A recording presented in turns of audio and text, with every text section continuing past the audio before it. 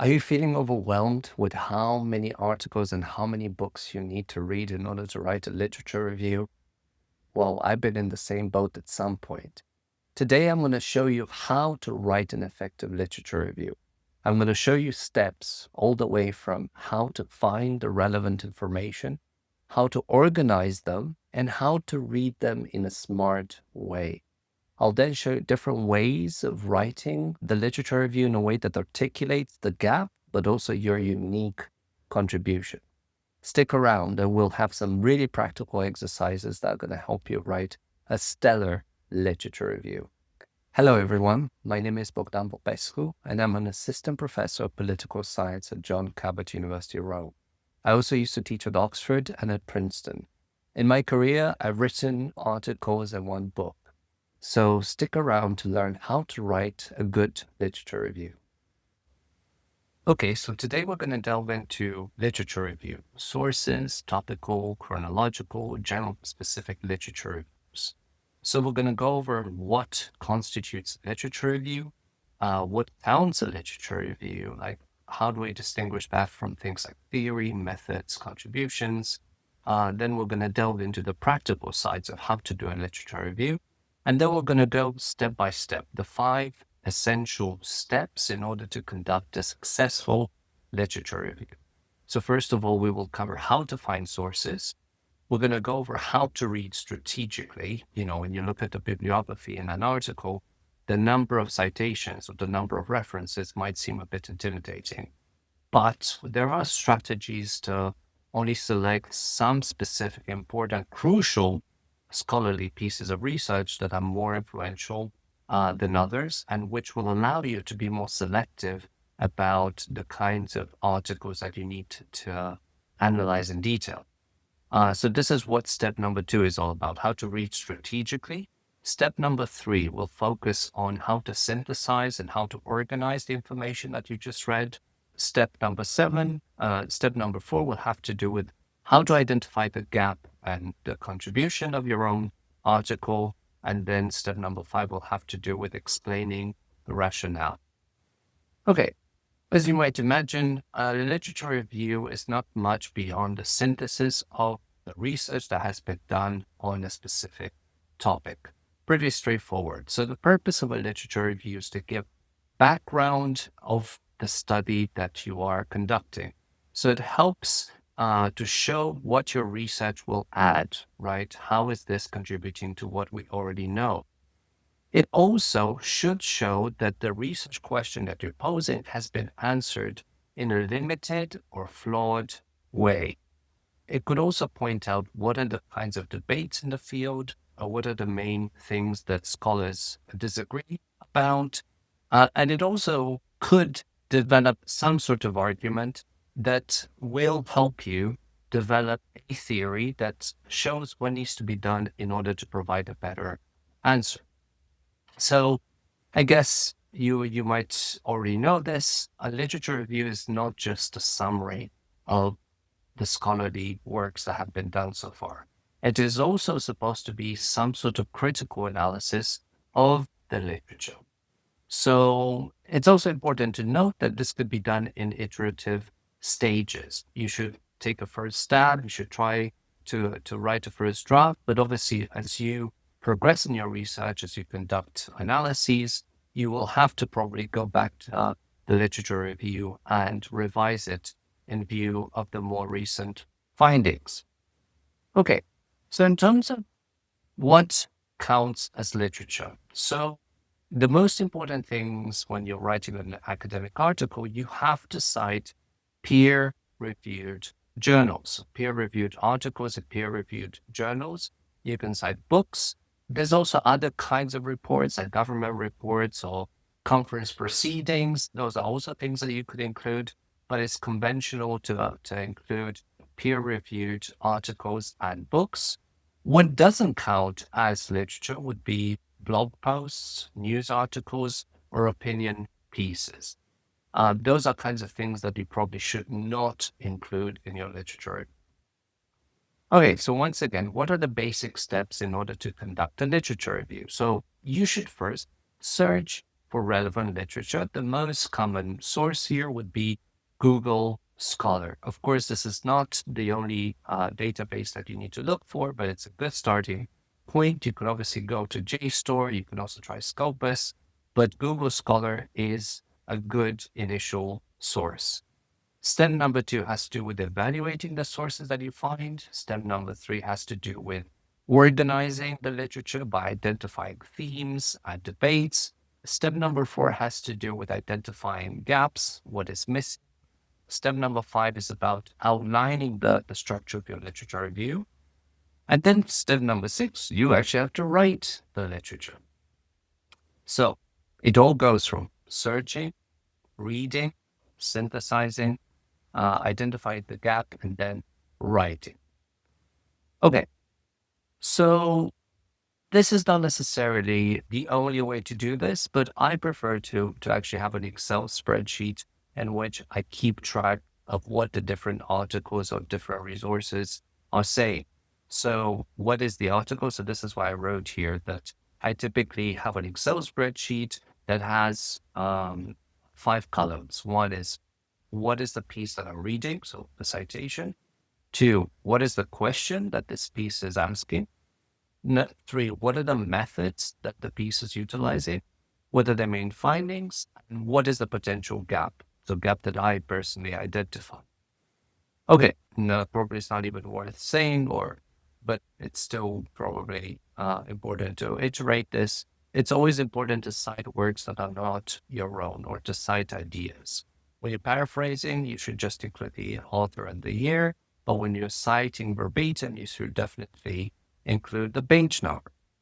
Okay, step number 1, how to find sources. So in the first stage, you have to identify the keywords that are reflective of the research that you're conducting. So what are the key terms that kind of summarize your research question? So this is where these are important because this is the kinds of keywords that you're utilizing on Google Scholar. So you go to Google Scholar and you can type in things like gender quotas and political speech. When you're looking at the sources, it's important to prioritize the relevant titles and the citation counts. So relevant titles, because those are the articles that are crucially relevant to the research question that you're asking. And then citation counts indicate that those are potentially the most influential articles in the field. So those have to be cited. You should always save the articles that you're reading or the pieces that you're reading. So save them as PDF. It's also important to save them in a very specific way.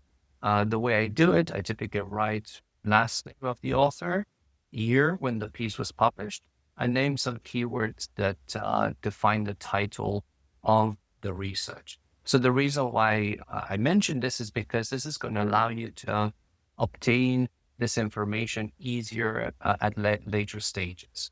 So you're going to start reading, and obviously the more you read, the more information you accumulate, and it's going to become sometimes harder to locate the information that you read again. So you might be at the stage where, oh, there was this interesting idea that I feel is relevant here, but I only remember the year or I don't remember the author. So this is where this is going to come in handy to have the PDF that's labeled in the manner that I just recommended. Last name, year, and keywords that are reflective of the title.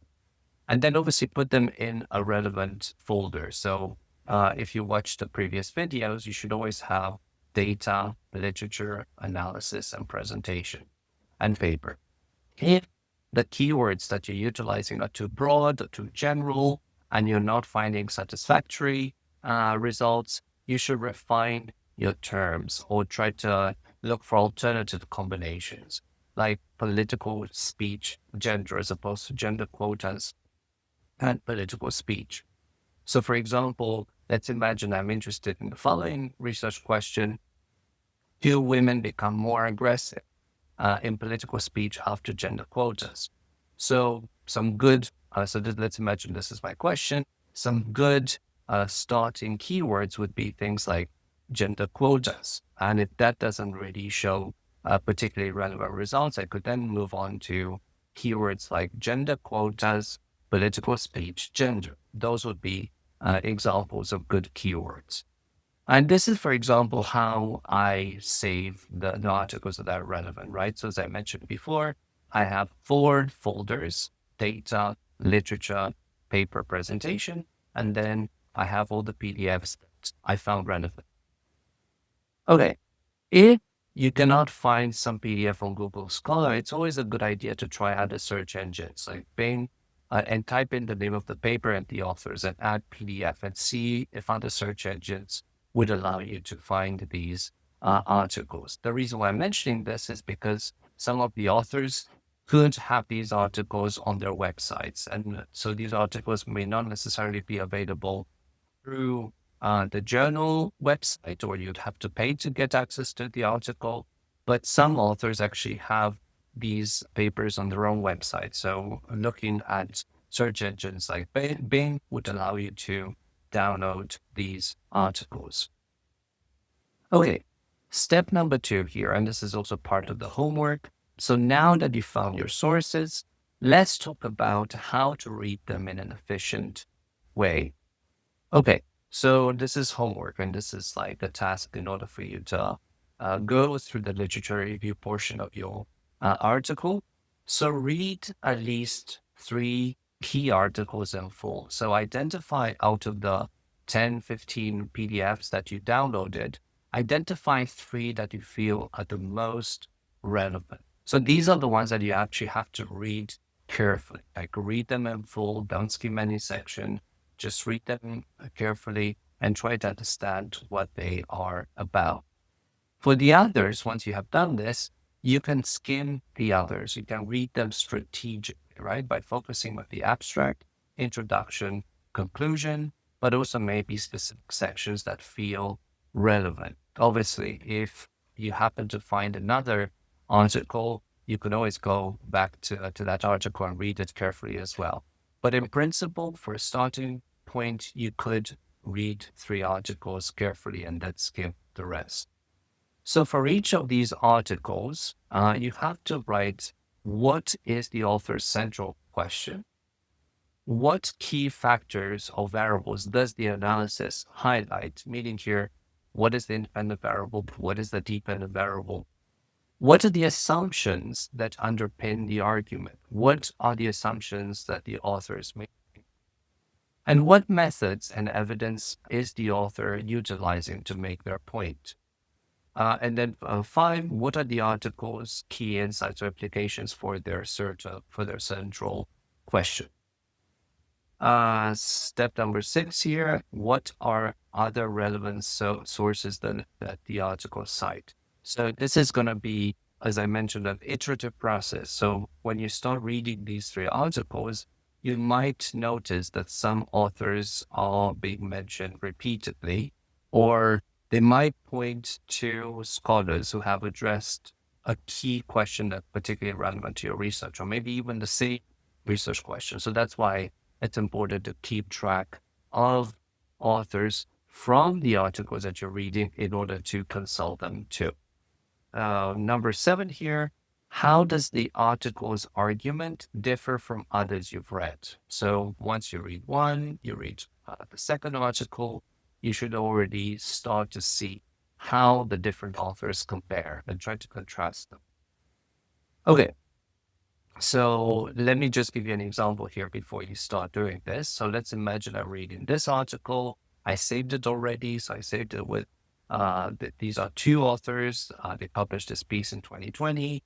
The central question here is, do gender quotas increase not only women's numeric representation, but also the overall personal and professional diversity of legislators? So this is the question I identified. The second question that I mentioned, what are the factors highlighted in the analysis? Well, the authors look at the time since the adoption of the quota, the share of women in legislature, the patterns of party recruitment, the legislative turnover, and disruption of gender norms in candidate selection. Those are the factors that are present in the analysis.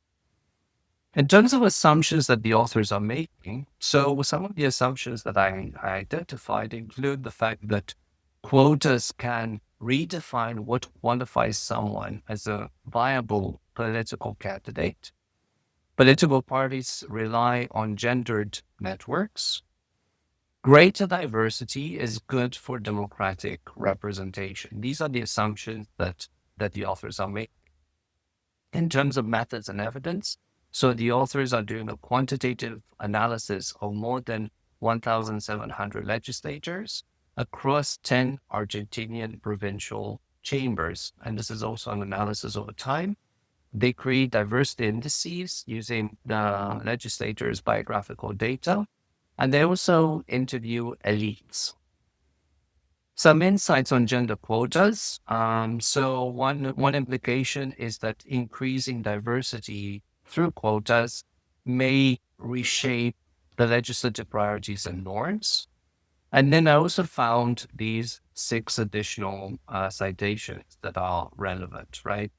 So this is an example of what you should be doing for every article. Those 3, but definitely after that too when you skim the other articles. Okay, so feel free to pause the video or even just go back to this, but this is what you need to do, at least in the early stages, for those 3 articles that you need to read carefully. So I just gave you an example here of how I did it for one particular piece. Feel free to pause the video or go back to this section once you're done. Okay, step number 3 has to do with synthesizing and organizing the literature. So one way in which you can do this is by organizing topics in a topical way. So this means you could organize it by subject, right? So you could think about what are the different issues that relate to the topic.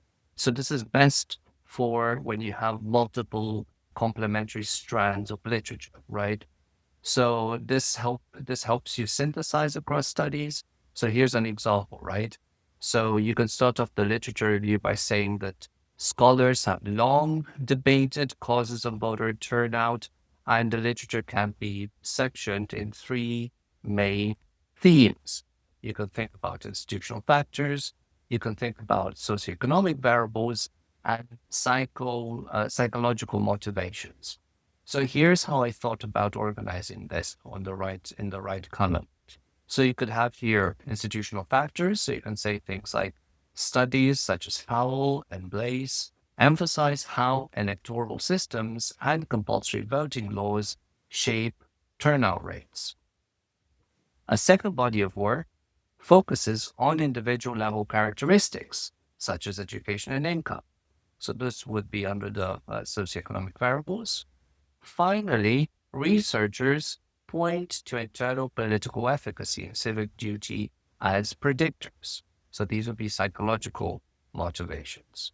And then finally, after you're done with this, your conclusion would be that while each theme contributes to our understanding of turnout, few studies integrate these perspectives, leaving open questions about how institutions and individual level motivations interact.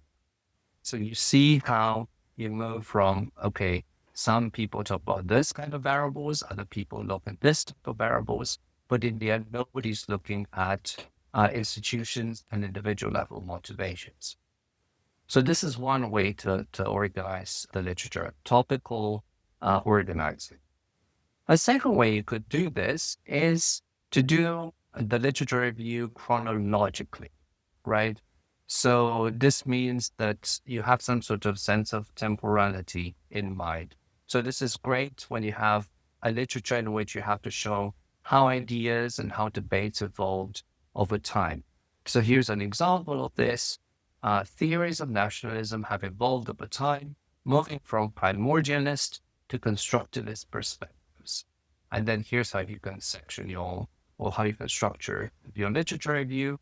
So you can have a section about early approaches. So primordialist views, such as those by Grad, so nationalism rooted in ancient loyalties. Then you can have a modernist turn. So here's where you can have Anderson, Gellner, Hobsbawm emphasize the role of industrialization. And then finally, constructivist and post-structuralist approaches.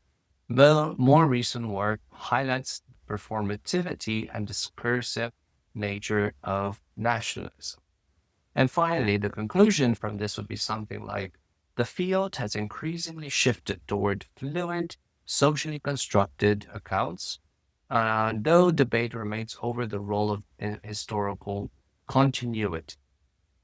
So, this is a chronological way of conducting your literature. Okay, a third way in which you can structure your literature review is general to specific, right? So you can focus your literature review starting off with general things and then gradually move on to more specific debates. So here's an example of this. The introduction here would be why do some authoritarian regimes survive mass protests while others collapse? Existing literature provides partial answers but leaves important gaps. So you can start off with a broad context by saying that scholars have studied democratization broadly. More recent work examines protests in authoritarian regimes. Some argue that elite cohesion is key. Others emphasize economic shocks. And then you conclude that few studies examine the interaction between protest tactics and regime type. So you see how you move from the general theory, like scholars have studied democratization broadly, and then you move on to more specific things that different authors have studied. Okay. Right. So that was there's also a conclusion. That was just the gap. So the conclusion here is that the study addresses that gap by analyzing how digital mobilization strategies vary by authoritarian institutional structure. So let's imagine that this is your contribution, what you're doing here. Okay. Obviously, these are only three examples of how you could structure literature review. There's many others. So we discussed topical organizing, chronological organizing, or narrow to specific, general to specific. Obviously, there's a variety of other ways in which you could organize your literature. You could organize your literature based on your methodological approach, based on different theoretical frameworks, the geographic focus, scholarly works that focus on empirics versus conceptual work. So there's a variety of ways in which you can organize your literature. But I just gave you three examples of common ways to organize your literature. Okay, moving on to the gap, contribution, and rationale, right? So the additional elements that have to be present in the literature review have to do with the gap and contribution. So when you're writing the literature review, you should write it in a way that you always have in mind the gap, right? What has not been done and how you can contribute, right? So what is missing from the literature? What are the new insights that you're offering? And then some rationale. So why are you doing this project? So you should always be careful, like not to overclaim novelty. It's rarely the case that nobody has done work on X. So you should be very mindful about overclaiming novelty. Okay.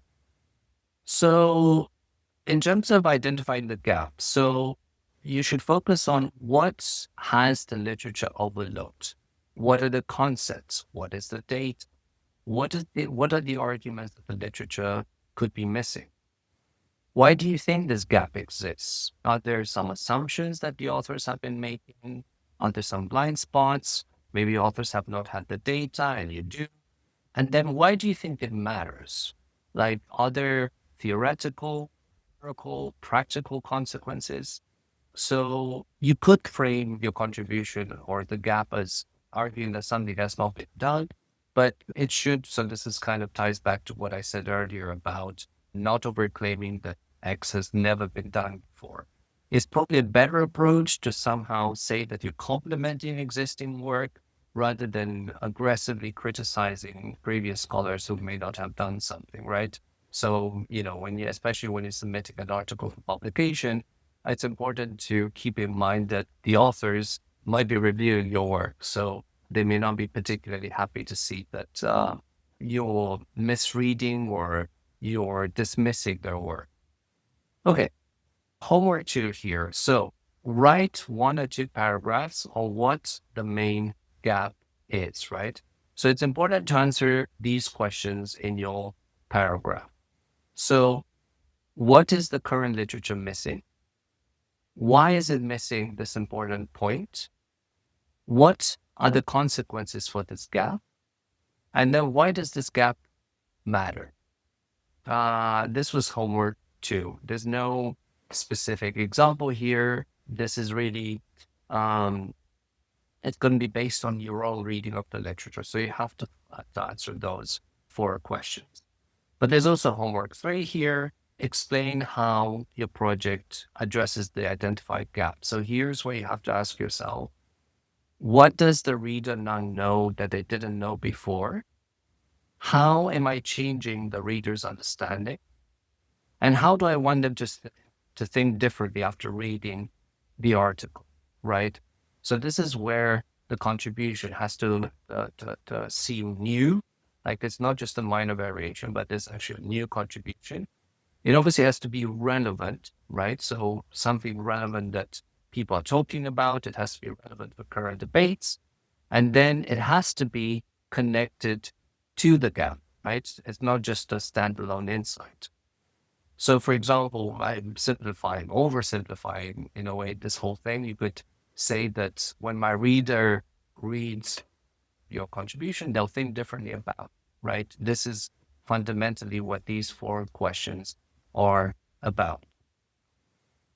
Okay, so feel free to pause the video to answer those questions. So now moving on to why this project and trying to explain the rationale, right? So it's important to explain why you're doing this project. So what motivates you to answer this question? Why should others care? Okay, so readers typically would care about your work because it's relevant, right? Because it's answering relevant questions, current questions, because it's beneficial, because it sort of helps answer something that has been misunderstood, or because it's provocative, it challenges current assumptions, right? So those are the 3 things that should be included in the rationale. It's something relevant because it's related to current concerns. It's beneficial because it helps clarify something that's not well understood. And then potentially it's provocative because it challenges some of the assumptions that scholars have been made. Okay, so to make your contribution clear, I guess I'm repeating some of the things that I said. So consider whether your project introduces new data, whether it applies methods in novel ways, whether it offers a new interpretation of a theory, whether it challenges dominant frameworks, or whether it maybe bridges different literatures or concepts that are not usually in conversation. Okay,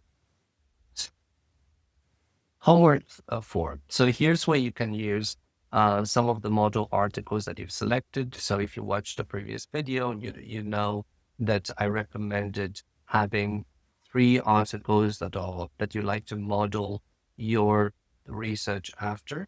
So select those 3 articles, carefully read the abstract and identify how is the author presenting their contribution, right? I guess when you're reading the articles, very good clues for where the authors are presenting their contribution are phrases like, this article introduces. Prior research has done X, but this article does Y. I redefined this concept. Or this paper explores this unexplored topic, right? So look for how previous or how the authors of your 3 favorite articles, how they talk about their contribution. So for each article, write 2 or 3 sentences that explain what the author sees as the problem or the gap and how do they justify the project. So feel free to pause the video and, I guess I could, before we do that, let's have a look at my model article. Like I'm looking at Murray 2014. The problem that the author is identifying is that gender quotas typically target women's underrepresentation, but this reinforces the idea that men are the default and women are the other. The problem with this approach is that male overrepresentation is rarely scrutinized, right? So this is the problem. So this means that the author's contribution and justification focus on on reframing the issue as one of overrepresentation, proposing quotas for men. So the framing the contribution in this way aims to enhance meritocracy and quality of representation. The author also argues that true democracy requires scrutiny of all groups, and then the author suggests that reducing male dominance could improve substantive and symbolic representation. So notice how the authors identifies a limitation of previous literature and how they also emphasizing this as their own contribution in the article that they wrote. Finally, rationale, right? So again, you could feel free to pause this video after explaining the instructions. So here you have to write 1 or 2 paragraphs that try to explain or try to answer the following questions. So why am I doing this work? What's your personal or intellectual motivation? Why should others in my field care? So when somebody else is going to read your article, why should they care? And finally, what gap or what is the need in the literature that my project addresses? So once again, you don't need to be, or this is similar to this idea, to the idea that do not overclaim that this has never been done before. So here, do not overstate the claim. So do not state what's missing in grad terms, even curiosity about the puzzle, or maybe some, too much said, frustration. You feel like some explanation is incomplete or inadequate. This would also constitute as a valid rationale. So feel free to pause the video and try to write those 1, 2 paragraphs. But in conclusion, so remember that a literature review is more than a summary, right? It is a critical synthesis. So it is part summary, but more importantly, it is a critical analysis of the literature. The way you could organize the literature review could be by highlighting debates, gaps, themes, but it's always important to connect that literature back to your research question, right? That's why I emphasize that writing a literature review is an iterative process. So your literature review should show what is missing, what has been overlooked, and what you're adding. And then remember that this is an iterative process. Like as you move along, as you read more, as you conduct some analysis, there will be new insights or maybe a new way of organizing the literature or looking at the literature that maybe better fits the research question that you have. Okay, so that's about it. I hope you enjoyed this video and you found it helpful. If you enjoyed the content, subscribe to my channel and give this video a thumbs up. Also, if you have any comments or any recommendations, feel free to type in the comments section down below. Thank you, and I'll see you in the next video.